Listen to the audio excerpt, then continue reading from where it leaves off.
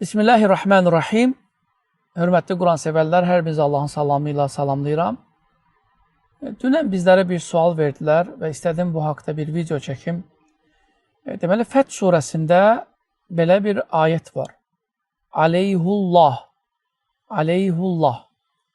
Və sual bundan ibarət edir ki, nəyə görə Quran-ı Kərimdə hər yerdə aleyhi getdiyi halda burada aleyhu deyə oxunur.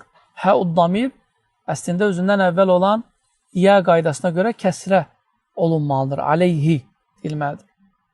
Və bu, deməli, Hafsan Asımın özünə məxsus, belə deyək də, fərqlənmələrindən biridir. Aleyhu. Çünki əslində həmin bu hə, yəni hə-ud-damir damma ilə də əsli. Hətta əsli bunun ileyhi deyil. İleyhu, ləhu, minhu, aleyhu. Yalnız bizim qaydamız nə deyir?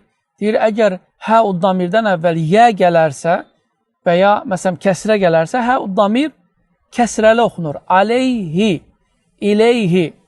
Lakin həmin bu Fəth surəsində وَمَنْ أَوْفَ بِمَا عَاهَدَ عَلَيْهُ اللّٰهِ ayəsində Hafs qaydanın əslini deyir. Yəni, əslinə qaydır. Və aleyhilləh yox. Məsələn, baxmayaraq ki, Varş orada aleyhi kəsrə ilə oxuyur. Amma Hafs burada əslə qaydır və oxuyur bimə və mən əvfə bimə ahədə aleyhullahə aleyhullahə. Yəni, bu da bir qeyddir və bu da dəlildir ki, Quran-ı Kərim rəvayətlə bizə gəlib. Hər hansı bir qayda, qanun, yəni buna əvvəl yə olmalı idi, əsli bunun iynəndi deyil. Quran-ı Kərim bizə sahabələr tərəfindən rəvayətlə gəlib və 10 qiraətin hamısı səhih və düzgün rəvayətlərdir.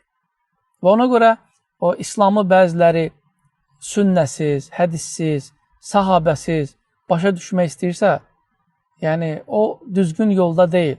Səbəb isə bunlar hamısı bizlərə həmin o sahabələr tərəfindən gəlib.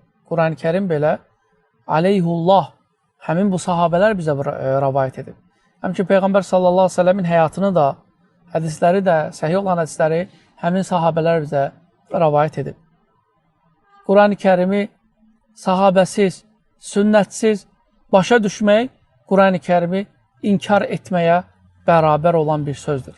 Allah sizləri qorusun. Esselamu aleykum və rəhmətullah.